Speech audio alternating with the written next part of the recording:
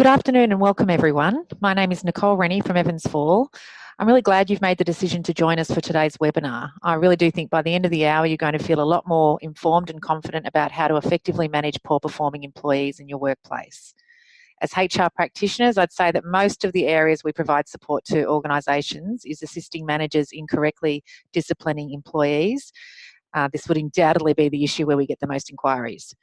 And generally, we're dealing with one of two scenarios. The first being that the employer has been so fearful of retribution in today's climate that they have tolerated poor behaviour or performance deficits for much longer than they should, resulting in them reaching breaking point. The other common situation is when an employer has taken action and then found themselves on the receiving end of a bullying or unfair dismissal claim. And that's certainly when things get really tricky. Obviously, in an ideal world, we wouldn't be running a session of this nature. It'd be about employee engagement. But realistically, people are complex. No two employees are the same, and inevitably there'll be occasions where employment arrangements will come to an end. Sometimes it's through resignation, but sadly it's often a result of termination. Today's session is designed to really give you some practical suggestions to reduce the need for performance management in the first place. Let's face it, prevention is better than cure, but we'll then go into the steps required to exit an employee, resulting in the least amount of disruption for your workplace, and ideally to protect you from future claims from any disgruntled employees. So in particular, we're going to be looking at what is performance management, the difference between behavioural and performance issues, informal counselling procedures, disciplinary action and what that looks like, how to conduct termination procedures, what serious misconduct means, and of course the cost of you getting it wrong. At the bottom of the screen you'll see there's a Q&A link there. Please send through your questions throughout the session and I'll allocate 15 minutes at the end of 45 minutes for content, 15 minutes for questions if you've got some specific workplace issues you'd like us to address. Now there's nothing like a statistic to kick things off, and this one's a little bit scary. Through the Fair Work Ombudsman, over 14,500 claims were made for unfair dismissal against Australian businesses in the last 12 months. That's a big number. And I think with bullying and other issues going on with workplace safety, people probably feel as though the number for unfair dismissals would be reducing. That's not actually the case at the moment. And on average, it's resulting in up to 280 claims per week, which really is a very high volume. We want to make sure your business is not one of those. So performance management. What is performance management? Well, really, it's about managing employee performance, including underperformance of employees, providing them with counselling, and finally, the disciplinary stage. I just think it's really important to, clarify an issue here because we talk about performance appraisals, performance reviews and development, and go, okay, this is all sounding the same to me. What's the difference? When we use the terminology performance management, it is about correction of performance that results in discipline. When we talk about review and development or a performance appraisal, that's usually an annual cycle that's linked to goals and targets or KPIs that results in annual discussions. What we find that often employers end up doing, and the reason why a lot of employees hate performance appraisals, is because employers save up problem issues, which we would strongly counsel you against doing. If you've got issues with an employee about their behaviour and performance, you need to be addressing that regularly as part of performance management processes. A performance appraisal procedure is more about that situation of it should actually be a positive thing. It should be about goal setting, reviewing how you've performed. If there are deficits, maybe looking at what training or support need to be provided. But just trying to distinguish between those two issues because I think it's important that we understand the difference. So the two main causes for requiring performance management are the first being underperformance and the second being inappropriate or unacceptable workplace behaviour. In either scenario, I guess the first situation is that employees need to know what's expected of them in the first place. We often get situations if they get to a conciliation stage or something through Fair Work where the arbitrator will say, how was the employee to know that that was expected of them?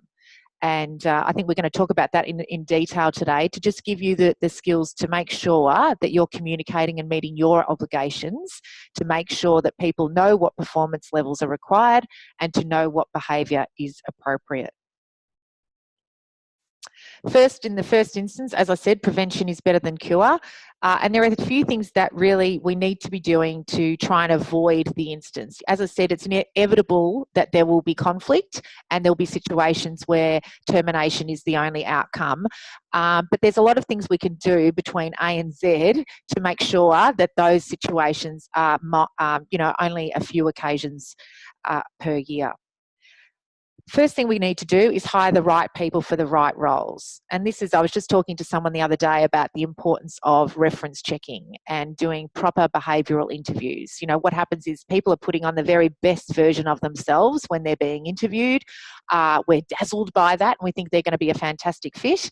But the reality is maybe things are a little bit different behind the scenes. So in the first instance, we need to have really robust recruitment processes, asking the tough questions during the interviews, and conducting really thorough reference checks to make sure that the claims that the person's made during the interview and what their resume states is actually in line with their capability and the experience they've had at a previous job.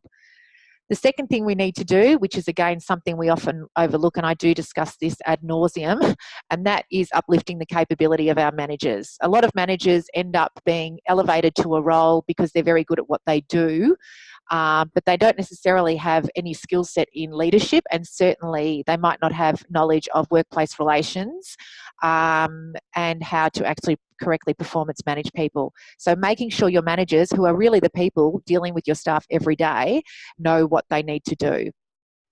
Providing feedback and training to new starters during probation is really important. We need to set the foundation initially to let people know what our expectations are, and really setting a strong foundation of communication from that first engagement with the employee. As the next point, to reiterate, effective communication of expectations. That should be happening all the time. We should do that at our team meetings. We should be having regular one-on-one feedback meetings where we're talking about any issues where we feel like there's a skill gap. Maybe we've noticed the person's motivation is slipping. Maybe there's been some errors. So having regular when I hear about managers who have weekly one-on-ones, I'm nearly doing a little skip saying how fantastic. But at the very least, a monthly catch-up in your diary to make sure that you're addressing things as they occur, and what we would call in HR is real-time feedback. You're actually talking about things as they happen. So how do we let them know about performance? Performance being, behavioural issues and performance issues are actually very, very different. Okay, performance is when they really are not meeting the requirements of their job.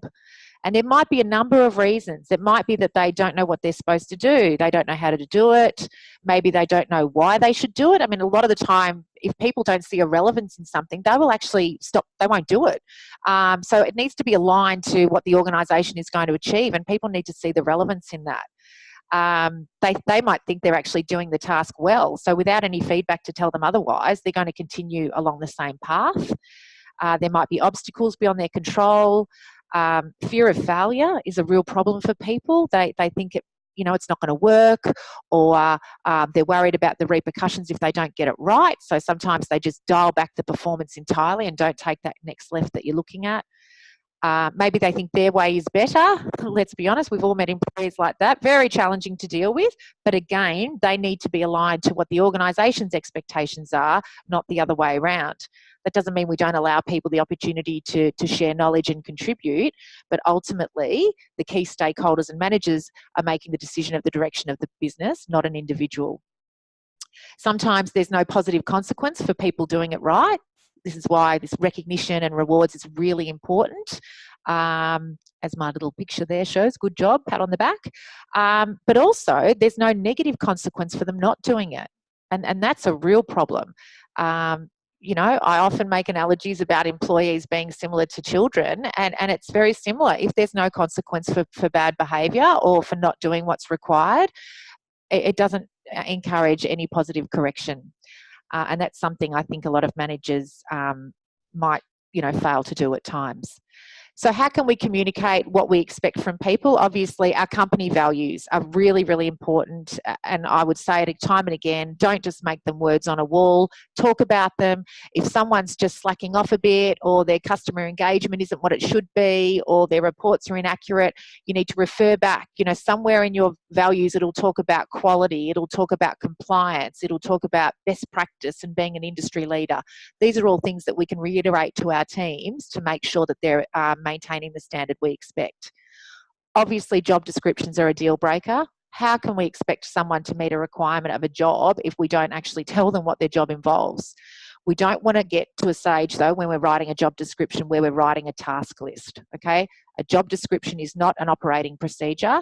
A job description are very broad statements that allow the organisation flexibility to sort of, I guess, increase the scope of a person's job if they need to, but it'll talk about accountability levels and where the responsibilities for the position are held, and that's really important.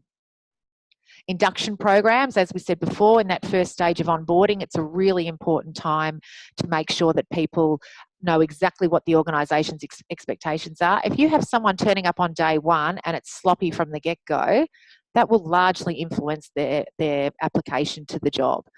So it's really on you to make sure that that first introduction is done really efficiently and professionally. Regular catch-ups and feedback, as I said, is essential. An annual appraisal process is really important. This is about making sure people know that, yes, I am meeting the expectations, I'm exceeding them. Maybe in some areas there's still work for me to do, but that appraisal process just gives a 6 and a 12 monthly check-in time to make sure people know how they're tracking.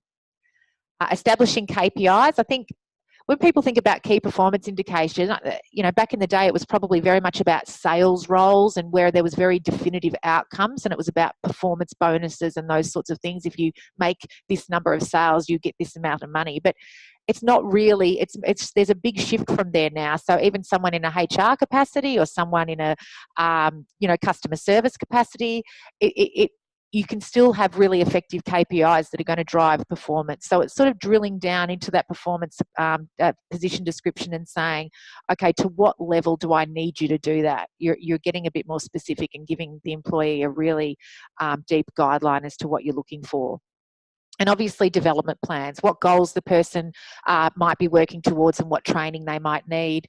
And also, as an organisation, being aware that if you've got changes that are scheduled in place, maybe new technologies or new processes, an upcoming merger, restructures, all of those things will impact performance expectations and the way the employee is likely to perceive the organisation. So it's really important that you keep on top of those as well.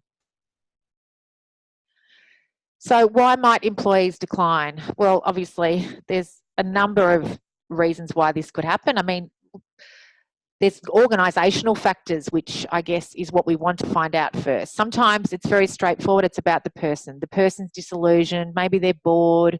Maybe they want to go and travel Europe. Maybe they're a job hopper and they want to move around again. Sometimes those factors are hard to counteract. But what we can do is find out a little bit more. For example, if we know the symptom is absenteeism, what's the cause? Is it that the employee is just lazy and doesn't really care about time? Or maybe it's because they're being bullied at work, or they've got health issues, or maybe they're going through a divorce.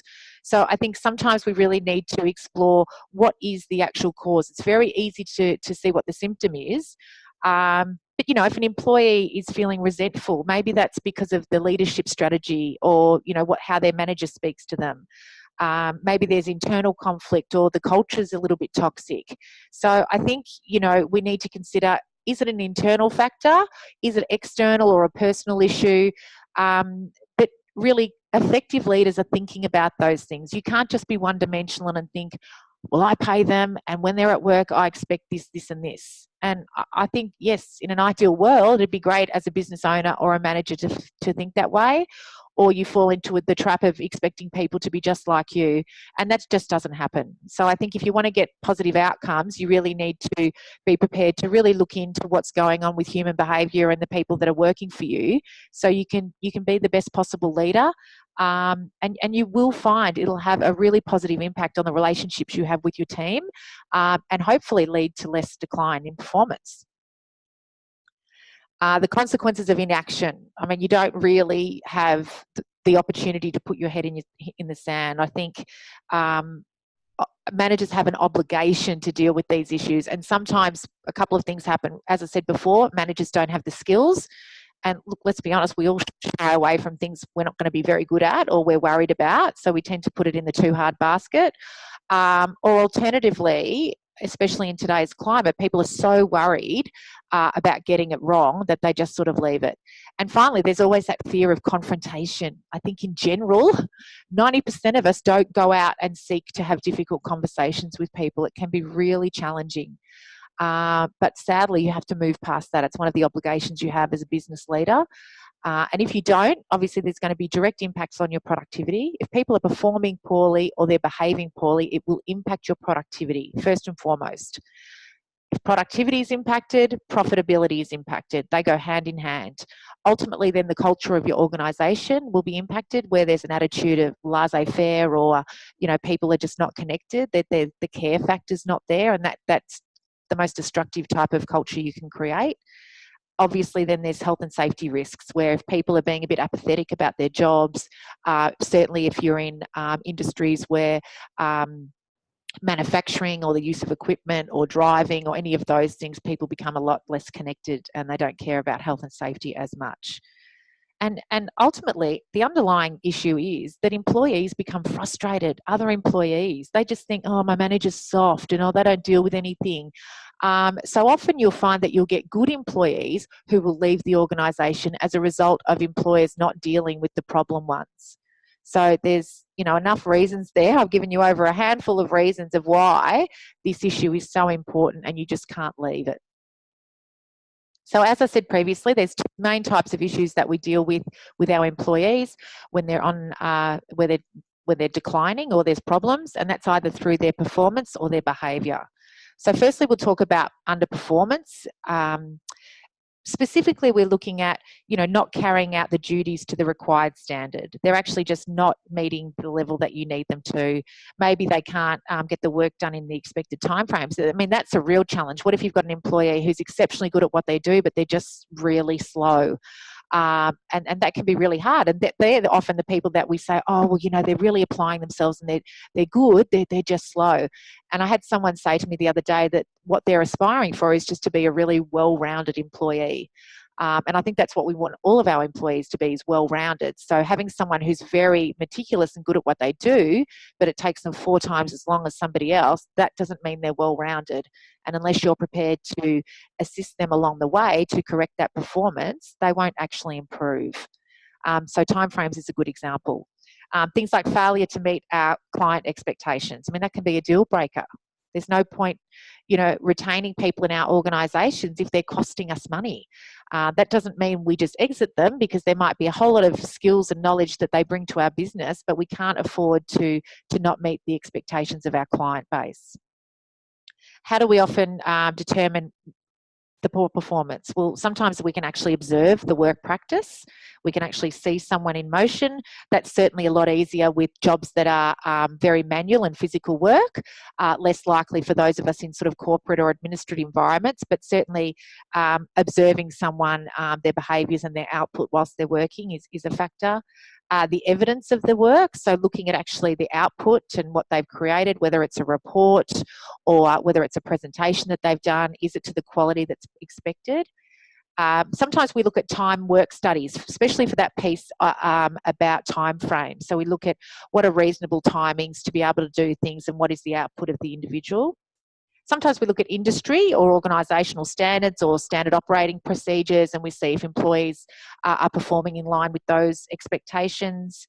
We might consult with other employees, not to go and necessarily solicit information from employees, but it might, through doing an appraisal or a one-on-one catch-up with one employee, you'll find that another employee's poor performance is really impacting their ability to meet their job requirements. And that's the problem. It can sometimes have this ripple effect throughout all of your organisation, that one or two individuals can impact the output of a large group of people.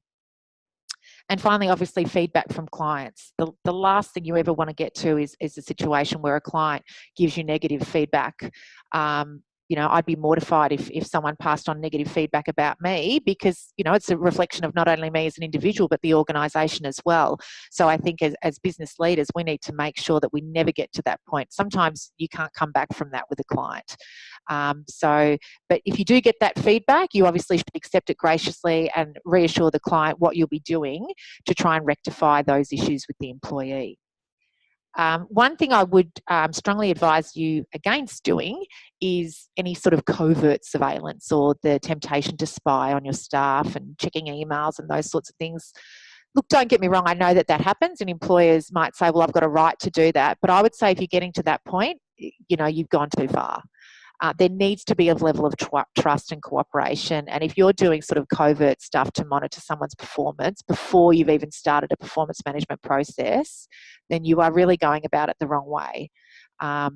You need to go into something in good faith and go from there. But as I said, if you've got concerns, the first step needs to be to talk to an employee, not to start sort of tracking them behind their back. Because once employees find out that you're doing that, it doesn't matter what they think of the individual you're doing it about, they'll wonder if they're going to be next. And it just creates this really toxic environment where people are feeling a little bit anxious, and the level of trust with their manager is sort of destroyed overnight. I love this expression. Voltaire said it beautifully when he said, common sense is not so common. And this is, I could laugh at some of the stories that I've heard about employees and managers and things that have happened, but the reality is we're all so different. And there isn't, you would say, well, surely they would have understood that. Oh, anyone, in layman's terms, all of those different expressions that we've all used realistically don't work, because not everybody has the same background, not everyone has the same upbringing. We're from different nationalities, races, ages, genders, which means we all interpret things a little bit differently.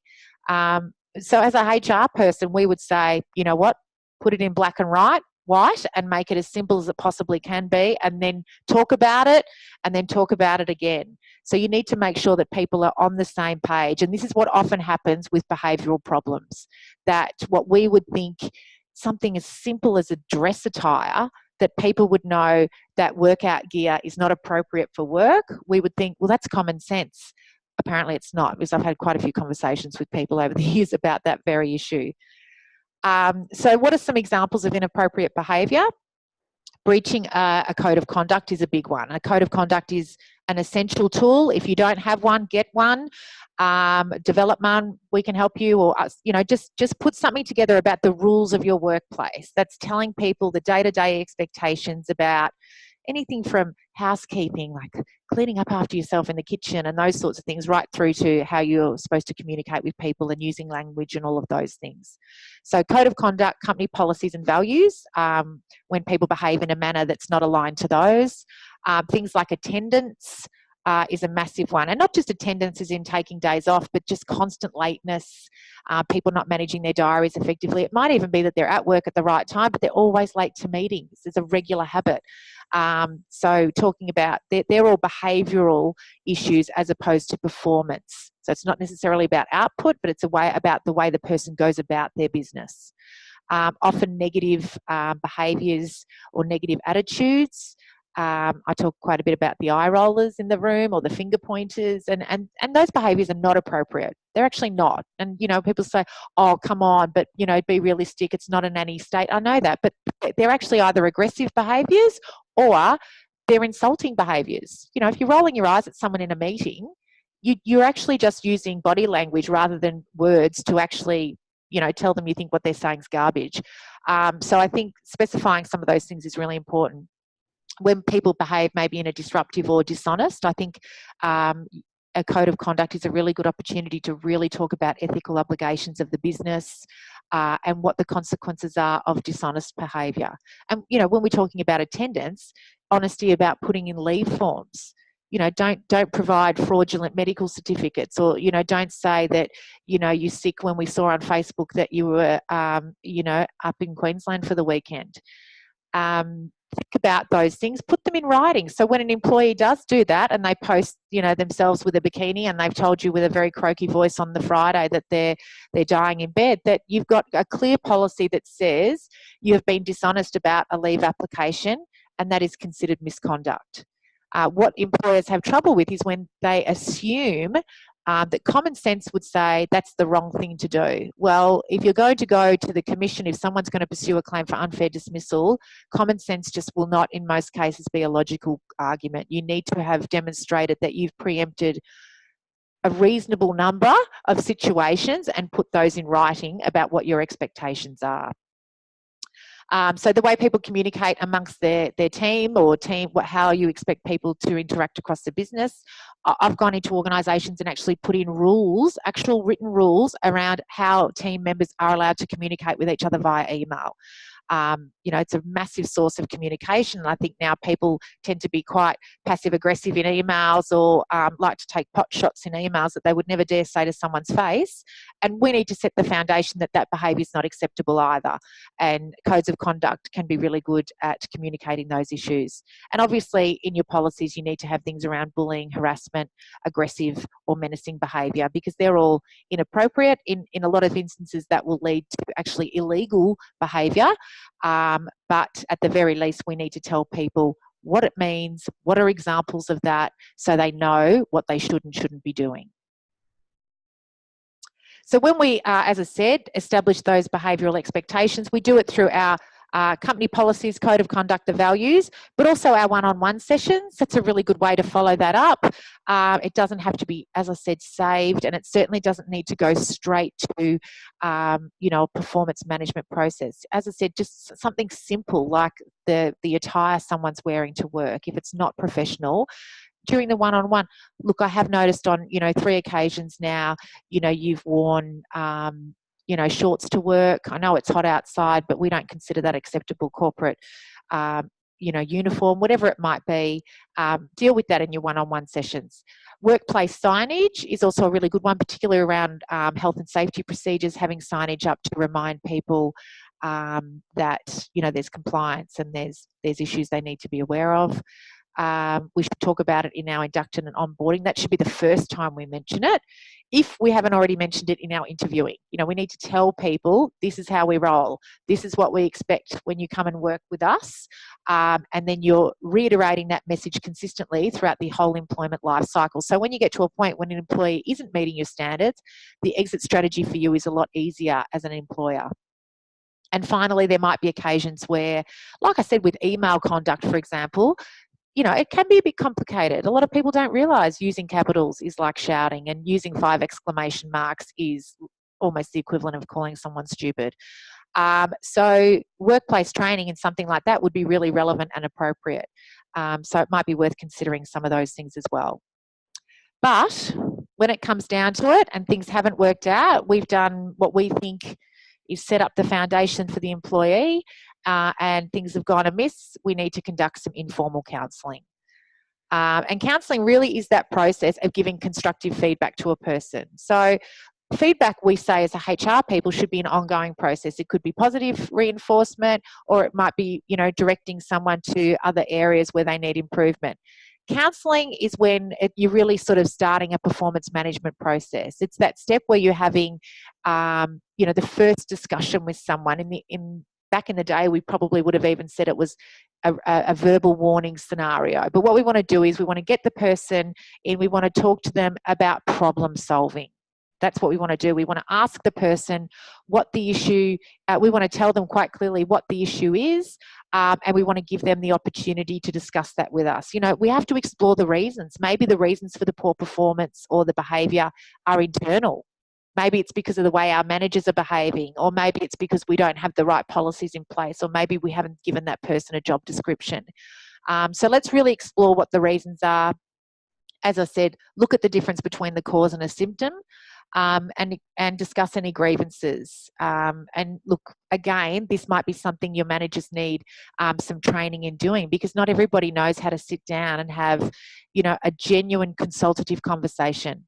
And when I say consultative, that's about people actually exploring a discussion together, as opposed to a manager sitting on one side of a desk talking at an employee. So all of these little 1%ers, like even how the room is set up, will contribute to how willing the employee is going to be to listen to what you're going to say and how receptive they're going to be to your feedback. But ultimately, the aim of the manager is to work through the issue and to generate solutions. Remember, as the manager, to avoid any claims for bullying down the track or just to have a really poor outcome, you've got to make sure that your language is appropriate. So, you know, and you would say, oh, as if we would be abusive, Nicole, as if we'd use offensive language. In some organisations, offensive language is just part of the organisational culture. There has to be a clear distinction between what happens out on the shop floor, so to speak, as opposed to what goes on in a one-on-one meeting that's about someone's performance. So the way you conduct yourself is very, very important to set that professional standard of expectation. Even if it feels like it's not really you and you're talking through somebody else's voice, well, that's okay, because it's important. And the employee needs to understand the difference between a friendly chat or just one of the the number of chats that you have, as opposed to something that really is a counselling session. When you're talking with them, don't withhold information. There's no benefit to doing that. If you want true, I guess, resolution of an issue, you need to be really willing to explore things honestly with your employee. You want them to be honest with you, and they're going to know if you're not honest with them. Make sure you don't create unreasonable timeframes for them to improve. You know, people say to me, how long do I have to do before I can give them a warning or before I can exit them? There's no time frame. Things need to be reasonable, though. You know, if you're giving somebody counsel on something that's quite dramatic and it's going to involve a change to their whole application to work, obviously they might need a month or so to be able to adopt those changes. In some situations, if they're making mistakes, for example, and it's about attention to detail, you would almost expect that correction to happen immediately. So it really does depend on the circumstances.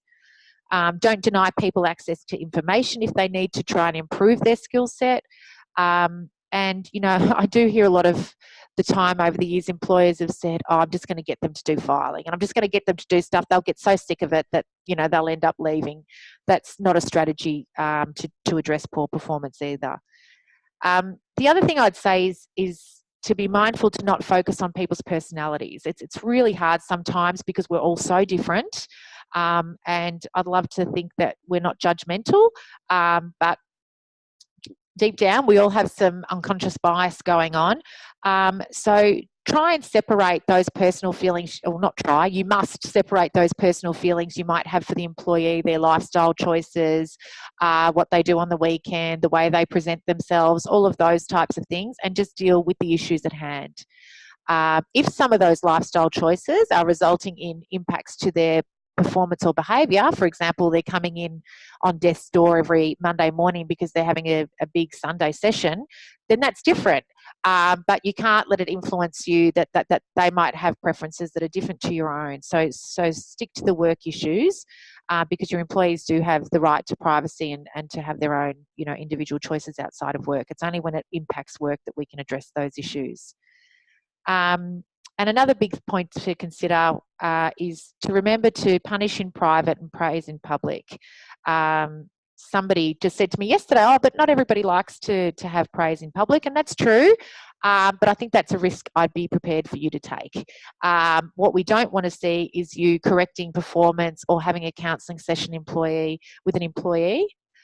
Or discussion, I should say, in front of other employees. It really is just going to create the first stages of distrust, and I could almost bet it's not going to contribute to positive change with the employee. If anything, too, it will generate sympathy for the employee amongst other employees, because regardless of what we think of an underperformer or someone who's not behaving, we empathise with others as well. So even those really hard nuts out there would probably really feel for a person who gets a dressing down in front of everybody else. And then we start worrying, oh my gosh, is that going to happen to me? When you're talking with people, I love this picture. For those of you having lunch, it's made your tummy grumble. Don't sandwich. And we talk about the sandwich expression, basically means people are really worried about delivering negative information. So they soften it. That's the filling, is the negative information or the constructive feedback, and they soften it either side with, you're doing this really well, and then keep doing up a good job. And look, yes, it's really important to reinforce positive behaviours, and it's good to leave a session on a positive note because you want the employee to actually leave the meeting feeling motivated to achieve the change. So it is important. But don't give the employee mixed messages. It needs to be very clear, ultimately, why you're meeting with them and what the outcomes will be, how you're going to support them and what the next steps are. So avoid that sandwiching analogy. So the steps for conducting informal counselling, what do you need to do? Well, first of all, prepare for the conversation. What does that mean? That means get the work in front of you. If it's evidence of physical work, if it's notes from a meeting that you took, if it's observations of behaviour, have your notes with you, because I can tell you the first thing the employee is going to do is challenge you. So you need to be prepared with whatever information. So do your due diligence, get it organised, make sure you choose an appropriate location, all those little things that are going to be conducive to having a cooperative conversation. The next thing you need to do is prepare your opening statement. I see behind the screen there someone's rolled their eyes at that, but I can tell you it's very important. Every employee has got a different communication style. So the way we're going to have the exact same issue discussion with one person will vary as to how we would talk to somebody else. And even at my level of experience, I would still do a very brief opening statement. It means that I know that I'm going to get out exactly what I want to say. I'm going to say it in the right way. I'm not going to get jitters at the last minute when I look at the employee if they've got tears in their eyes because they're so worried about what's to come. So I think that, you don't have to read it verbatim off a piece of paper, but I think having prepared that opening statement and just putting it in writing will actually frame your mind to start the conversation more positively. Getting agreement to fix the problem is the first step. If an employee doesn't acknowledge or agree with you that the problem exists, it's going to be really hard to move forward. Then it's going to be a situation where you're simply talking at the employee. Again, they're going to walk out. They're going to say whatever. They're not going to listen to you. The behaviour will continue to decline. But if you can, through your examples and through discussing what your expectations are, referring to your values or whatever it might be, get agreement from the employee that, yes, okay, I can see I haven't met the expectation, then they have to agree to fix the problem. If they don't agree to fix the problem, then call us and we'll tell you how to exit them really quickly, because that's called refusing a reasonable instruction. And an employee really can't do that. They need to agree to work with the organisation if they're not meeting expectations.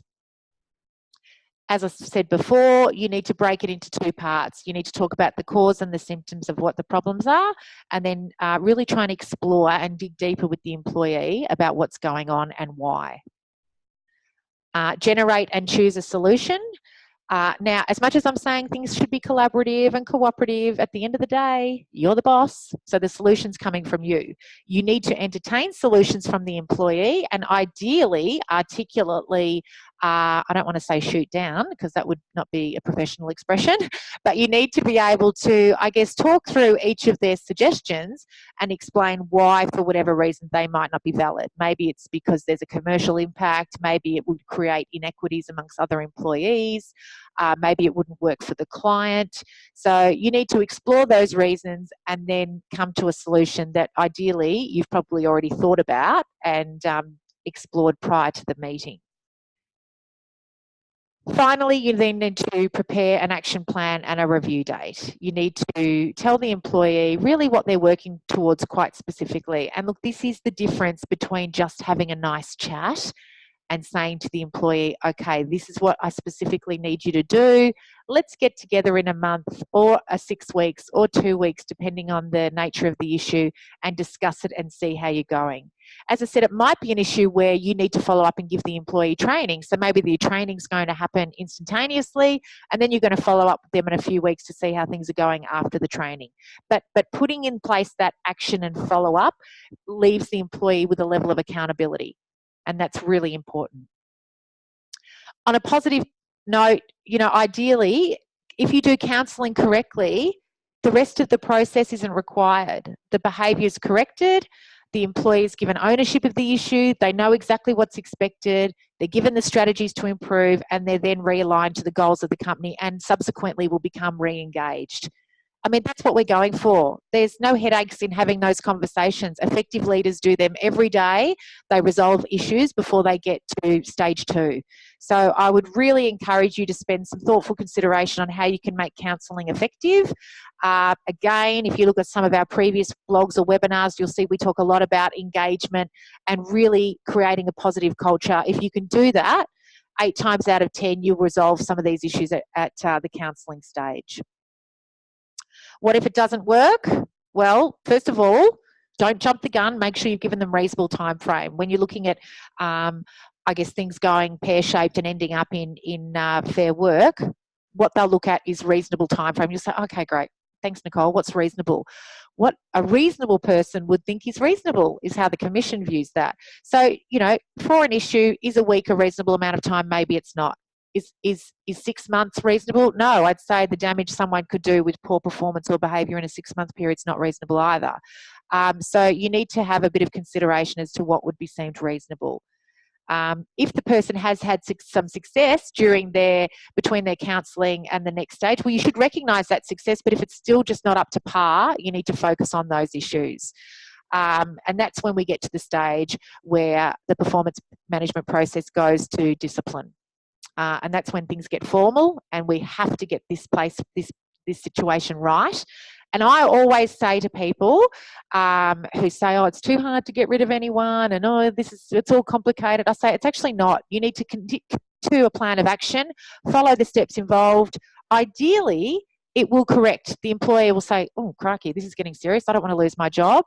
And the behaviour will correct. If it doesn't, then we've done the first of a 2 or 3 stage process to exit them from our business. And that's what we need to do. We either need to give them a reality check or we need to get them to speed things along. So what do we do? Are we going to manage them up or are we going to manage them out? Managing them up, hopefully we're doing as part of our counselling and upskilling of the person. Obviously, recruitment is expensive and so is training. So if we can get the best out of our individual, we need to do that first. If they're going to be out, then we need to just start the warning process. It's very important that you follow due process. When you're doing a disciplinary meeting, you need to notify the employee 24 hours before. Now, 24 hours is not prescriptive, but what we're saying is we don't want you to tell the person in the morning, I'm going to meet with you at 2 o'clock. They need the opportunity to invite a support person if they want. The support person can be anyone other than, say, a lawyer. The important thing with a support person, they're not there to get involved in discussion. They are there to support the individual, not to make a commentary. We need to advise them also in advance who's coming from the organisation. So if it's going to be you and another person, that's when it's ideal to have a support person, because then if those notes of those meetings end up taking you to the Commission, you've actually given the person the opportunity to have their own representative there as well. During the meeting, we need to explain the nature of our concerns, provide them with specific examples, just like we would have in our counselling session, and then provide them with supporting material. So, for example, we can say, oh, on the 15th we met and we had a discussion about this. So you're referring to your counselling to actually get things going with the employee. You need to consider, I guess, during the meeting what the explanation of the employee is. Maybe they've given you, oh, but you said you'd provide me with the training and you haven't done that. So consider what that might be. Allow them to respond to the concerns, listening to their feedback, as I just mentioned, taking notes. I can't emphasize the importance of that. If you want to focus on just the dialogue, that's when you ask someone to sit in with you, just so they can be a note taker is fine. Make it very clear during the meeting what the expectation of the performance or behaviour is going forward. Following the meeting, you need to consider the response from the employee, investigate any feedback they've given you, determine if a disciplinary action will take place. What is a very important step in the eyes of the Commission is that you don't walk into any performance management meeting with a preconceived determination of what's going to happen. So if you've got a warning letter already prepared when you meet with the employee, it means it didn't matter what the employee said, what their explanations were, you've actually already decided the outcome. And that is considered unjust and unfair. And that could lead to an unfair dismissal claim. So you need to reconvene with the employee before you issue them with a written warning. It's really, I can't emphasize how important that step is. So with written warnings, you need to clearly state what's discussed at the meeting. Was it a performance or a behavioural problem? What was the specific examples of the issue? What are the impacts on the organisation? That's really important. You should be telling them that. It's not about just one individual seeing themselves as a lone ship. You need to see them as part, of a fleet, and that what they do impacts other people. List if there's a policy that they've breached, for example, an attendance policy or something in regards to their language or conduct, list what the policy is. And then finally, what the expectations are in regards to rectifying the issue.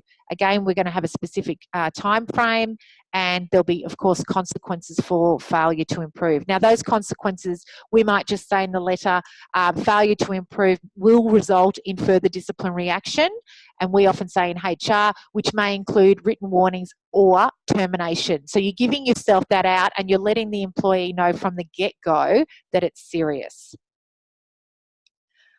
People do ask too, it doesn't matter if an employee doesn't sign a written warning. Often people are really emotional and they'll deny the behaviour, or they'll refuse because they don't agree. It doesn't matter. Email it to them later on and the warning is still valid. But one thing I want to tell you that's really important, that there's no longer this myth of 3 warnings. I think that was one of the things K-Rudd introduced. It was this whole concept now about a fair and due process. So the total number of warnings issued will depend on the issue and the time frame. Sometimes if it's a serious issue, only 1 warning is required. We call that a first and final warning. And 3 warnings with no time to prepare, or for no time for the person to improve, that would be considered unreasonable. So it doesn't matter if you give 10, if they're not reasonable, it won't support your actions. Performance improvement plans, they're basically something that we would introduce with a warning to let the employee know exactly what the goal is, what the output is, what's going to be achieved. It should specify timelines for review and be quite specific. Sometimes we might implement performance improvement plans without actually giving the person a warning. So further disciplinary action, as I said, we've stated in our letter, it might be another written warning, it could be a final written warning, or it might be termination. It really does depend on the circumstance. But it's really important that you're consistent when you're managing performance. So you can't have one rule for one employee and one rule for somebody else. You must treat employees equally. You must provide them with reasonable and genuine opportunity to improve, and you must refer them to a grievance. So if, for example, you're sitting there trying to manage an employee, which we get a lot, and someone says, oh, my manager was bullying me, when in actual fact you're just doing your job and trying to correct the performance.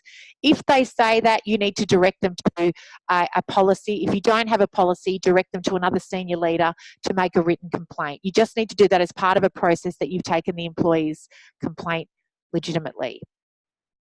So we're at the pointy end. We've decided that termination is no option, and we've got a valid reason, and we have followed our process. So when we go to our decision to dismiss, we're ensuring through this terminology from legislation that there's procedural fairness. We're going to consider all of our options. We're going to give the employee the opportunity to respond, provide them time to improve, provide support and training if we need to. We're going to offer them a support person and inform the employee that termination of employment is a possible outcome. That can be your little checklist. Print out that slide when we upload our webinar later, and that should be something that keeps you in good stead as a minimum. When you're doing the actual termination meeting, it should be done by a person with suitable authority. In some cases, it might then not be the supervisor, it might be the manager of the department, or it could be the owner of the business. It should always be issued to the employee in writing, and you should include the payroll calculations of what the employee is entitled to. Don't do it on a Friday. There's some statistics surrounding that. Employees tend to be more vulnerable and might consider self-harm if they're left the weekend to stew on their own about an issue.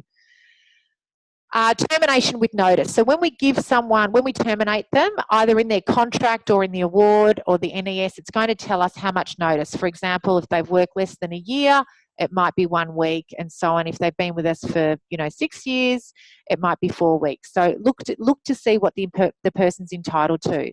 The employee might continue to work throughout the notice period, or we might say, you know what, we think there's going to be too much damage to them staying around. We're going to exit them straight away, but we still have to pay them that notice period if they don't work it.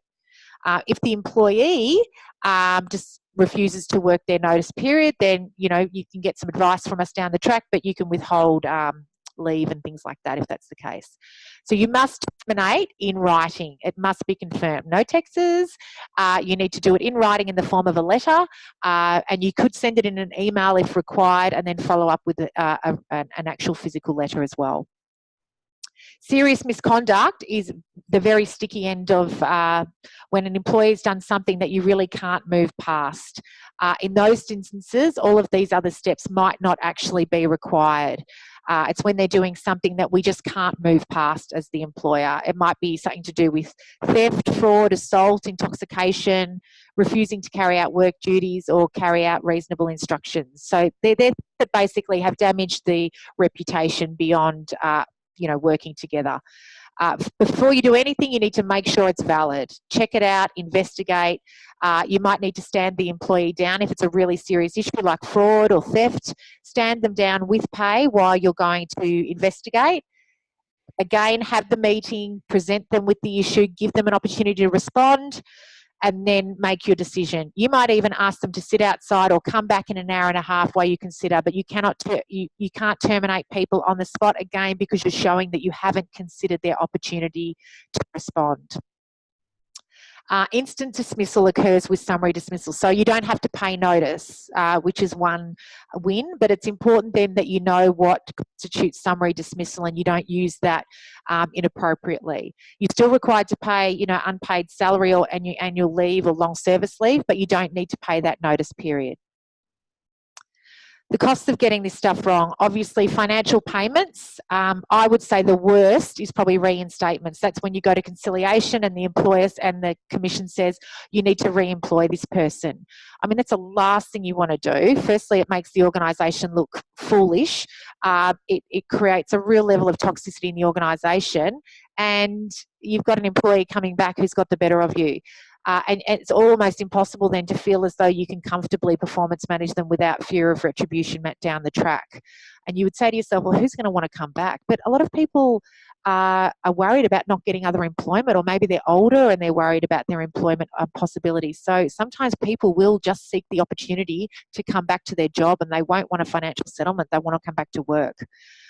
So it's really important that you get that right. When things are publicised, we've seen that with some high-profile businesses in the last couple of months.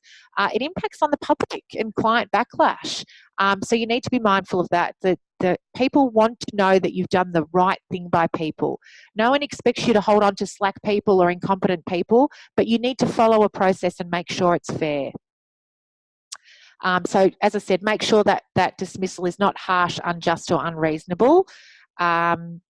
Consider if what you've said is reasonable. Have you assisted the employee? Have you got facts that substantiate your actions? And is it fair and unbiased? Importantly, there are some exemptions. If you're a small business with less than 15 employees, where persons work for less than 12 months, if it's a genuine redundancy, and if your employee is a senior person at the higher end of the scale, earning more than $145,000, then they're exempt from unfair dismissal. They might still pursue action civilly, but it's probably unlikely. So in summary, before we get to some of these questions, I just want to get to summary and let you know prevention is better than cure. Make sure you're establishing and communicating the expectations of performance, redirecting employees as soon as possible, which is the real-time counselling we've talked about.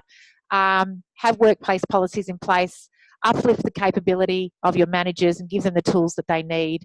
And ensure that you follow a fair process. That fair process is really important. If you need help deciphering that what's considered fair, talk to your other senior stakeholders or give someone like Evans Fall a call to get some support. Okay, we've got quite a few questions here. I'll shoot through I can in the next 5 minutes or so. Becky's asked, if I follow all the steps you've set out, will this ensure that I'm 100% exempt from fair work or an unfair dismissal claim? I wish I could say yes, but I am the oracle, but I'm not God, Becky. So I'm not going to be able to guarantee that. What I can tell you is that if you follow these steps, you'll be very, very well prepared to substantiate a response. But the industrial relations landscape is quite complicated, and there might be one or two pieces in there that you might miss some steps. So, look, this should be the foundation. Further training, you should upskill yourself or do further reading, or get some support from another provider before you hit that termination button. Connie's asked us, if I've been avoiding dealing with performance issues with an employee, obviously things aren't getting better. Where do I start? With a conversation. Absolutely sit there, have that conversation with people and say, I'm not happy, this is why, where are we going? Depending on the nature of the issue, you might need to escalate it and quickly move toward a warning, but you have to give that person the opportunity to improve and let them know.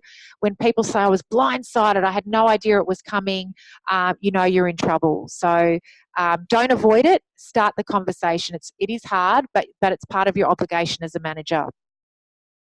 Tan has asked, how do I properly performance manage someone without being accused of bullying? Look, this is challenging because I think sometimes people overuse the word bullying. They do throw it around without really understanding that bullying is, deliberate, intentional behaviour to humiliate or harm someone. A manager doing their job, which is ensuring that people are behaving and performing according to the organisation's requirements, that is not bullying. When it will become bullying is when you talk to the employee, if you belittle them, if you swear at them, if you use language or scenarios that demean them. So don't be frightened of bullying. Just be mindful of what comes out of your mouth while you're talking with the person. Make sure that your communication is not aggressive, that it's cooperative. Even when you're really frustrated and the employee is pushing you to the brink, or they're carrying on, or they're yelling at you, you need to rise above. You need to take deep breaths, reconvene if you need to. Oh, let me go and get some tissues. I'm just going to go and get us both a glass of water. Do what you need to do to calm the situation down. But yeah, there is a clear distinction between managing a situation and bullying an individual. Jessie's asked, we have an employee who's a big cultural influence in the team. They're just not performing. How can we address this without affecting the culture? Look, everyone likes the good time guy at work. I get that. But ultimately, the positive influence they're having in terms of the cultural side of things, in some respects, the people working with that person will also know there's performance deficits. So they'll expect you to still address with it. When you're having that meeting with the person, you talk about, look, you are a really valuable team member and you're doing some great things to organise activities with the team, and, obviously we respect you and you're well liked. However, don't sandwich, get to the issue. I think if you're addressing someone with respect, then being a good cultural leader, they should understand that. I think it's that respect piece. Are you talking to them respectfully? Are you giving them the guidance and training they need to get back on track? If anything, it's just going to reconnect, hopefully, that employee more effectively down the track than maybe what they were previously anyway. Maria's asked, I gave an employee a warning 12 months ago. Their performance has been great since then, except for an issue last week. Can I give them a subsequent warning, or do I have to start again? Unfortunately, there has to be a reasonable time frame, and I think 12 months is probably on the cusp. If we have an employee make a mistake once a year, I think we're doing pretty well. If it's a really serious issue, then, once a year is enough to make it go. Maybe, if it's an issue that they've made a grave error in regards to a pricing for a client, maybe we expect that they should only ever do that once, and we should only ever have to counsel them about that once. Therefore, maybe we go straight to a final warning. Or if they've done something, for example, that the behaviour is very inappropriate, maybe of a sexual harassment or something like that, and we've warned them 12 months ago about that, we don't expect a repeat performance, and that might lead to dismissal. Alternatively, I'd say if it's a genuine performance or behavioural issue, 12 months would be a bit unreasonable. Anything longer than sort of a 6-month period would be more preferable. Well, that's really all time we've got today, guys. I've got a few more questions here, and I'm sorry I haven't got to all of them, but feel free to connect with us. Send us an email, and maybe if you've got a specific issue that you think you need some support with, or you'd like some advice, we're happy to make some time with you to do that.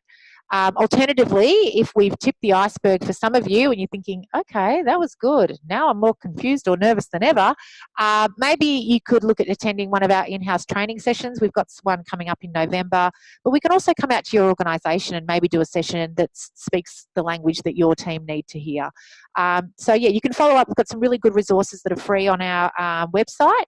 But look, thank you very much for your participation, everybody, today. And yeah, prevention is better than cure. Have a good afternoon. Bye.